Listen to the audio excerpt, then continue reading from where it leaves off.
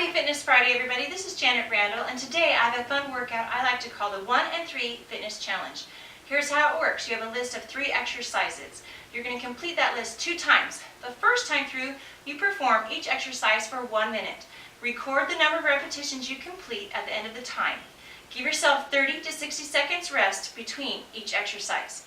The second time through is you're going to set 3 minutes on the clock. This is where the challenge comes in, because you are going to complete the same exercises, the same number of repetitions you did the first time, but this time you want to try to complete them all before the 3-minute time is up. So that means very little rest in between each exercise.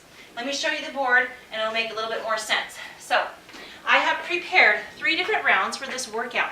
You can choose to complete all 3 today, or just do 1 today and then mix it up depending on how much time you have and your fitness level.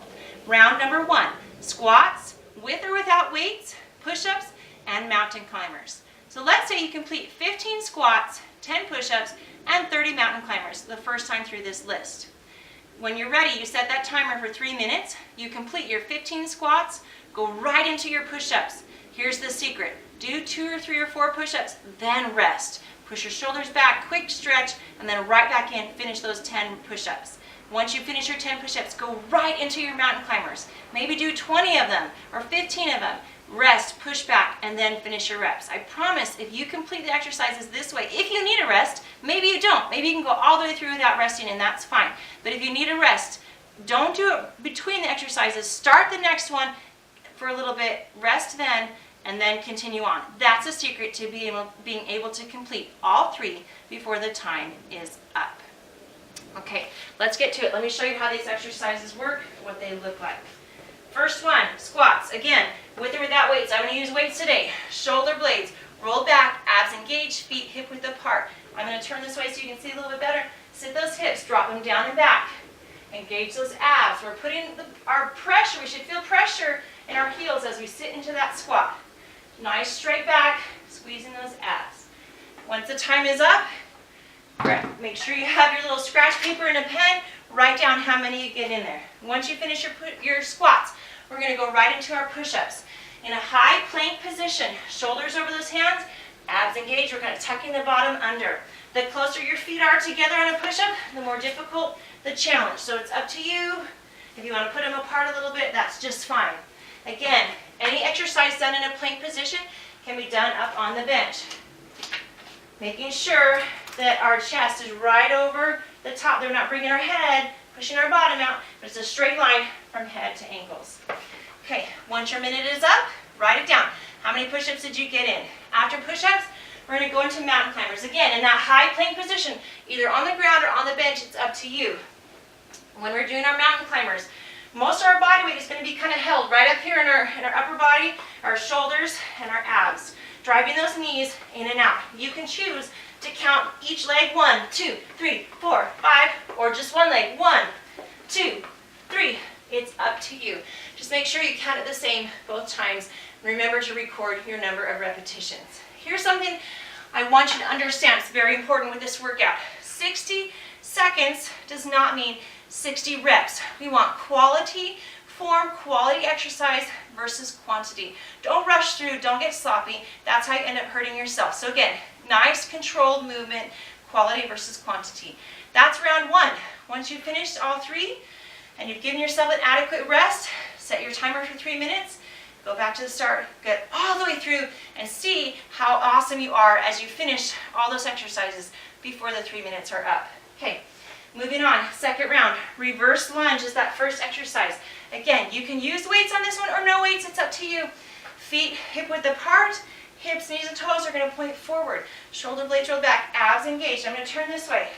We're going to step back, that's what makes it a reverse lunge. Back heel is lifted, so you can drop that knee down. Step it in, and then other side. Repeating right, left. You can count each leg, or only count 1, it's up to you. Make sure that that front knee is right over the ankle. Again, back heel is lifted, everything's pointing forward, nice and tall in that lunge.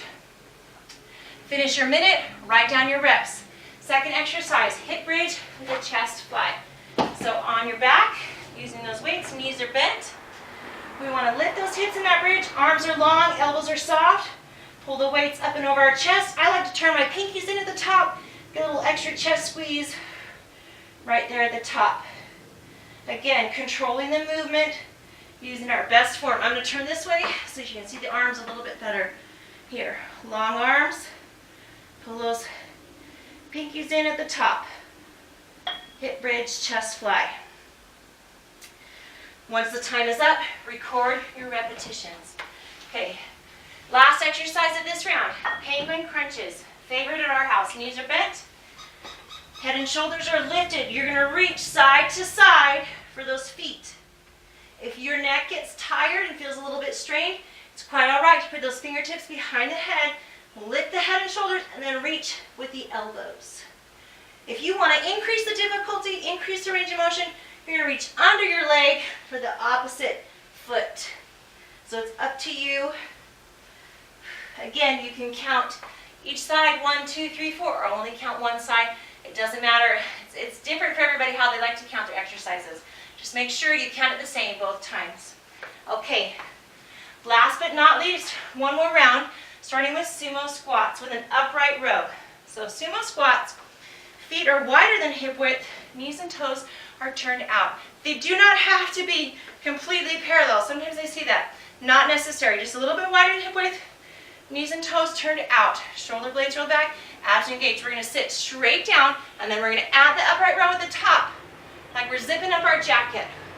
Shoulders lead the way on this one. Shoulders lead the way. I need elbows. These are your elbows up here. Lead the way. Sit straight down. Lift it nice and tall. Let me turn this way so you can see. Again, straight down, straight up on that sumo squat. We want to make sure that we're not letting our bottom stick out or dropping our chest. We want to make sure that we're not letting it round at the bottom either. We're staying nice and tall, straight down. One more thing that I see on sumo squat sometimes is that our feet are too far apart. Okay, and as we go into the squat, the knees come forward. We don't have the strength to support that. So bring those feet in a little bit. It's really important that your knees stay tracking right over your feet in that sumo squat. Okay, second exercise, we have plank rows. High plank position. Feet, I like to put my feet a little bit apart on this one, about hip width, maybe a little wider. You're going to pull that weight up to those ribs. It's really easy on this one to pull the hips and kind of use the hips to get that weight up. We want to lock in that core, nice and strong. Just focus on using the upper back and the arms to pull that weight up. Now, sometimes lifting that arm up in that plank position can be tricky. So here's an option. If we're not quite ready there, we can do what I call a bat wing row. So knees soft, hips hinge. We want to try to get parallel to the ground. Pull your weights up strong right here. See how my bat wings are sticking out? Punch the weight down, pull it up. Punch it down, pull it up. Right there. Here's another option. If in this position your low back starts to get uncomfortable, you can step one foot back here in a little split stance. Support that back. So you have options for those. Try that plank row first and then adjust as you need. Last but not least, third exercise, we have a seated rotation. You can choose one weight, two weights, or no weights. It's up to you. Our goal is to have those feet lifted right here. If this position makes your back uncomfortable, let those feet come down. You're still leaning back so you can engage those abs. Holding that weight, we're going to rotate the shoulders, tap that weight, hip to hip, right here. It's really easy to kind of get into this, and as cute as this is, it's not effective. So we really want to engage those obliques, rotating the shoulders. Seated rotations. All right, and there you have it. 3 rounds for a 1 and 3 fitness challenge workout. It's going to challenge your mind as well as your body. You're going to love it. It's going to be amazing to see, show yourself all the incredible things that you can accomplish. So give it a try, see what you can do. Have a fantastic day.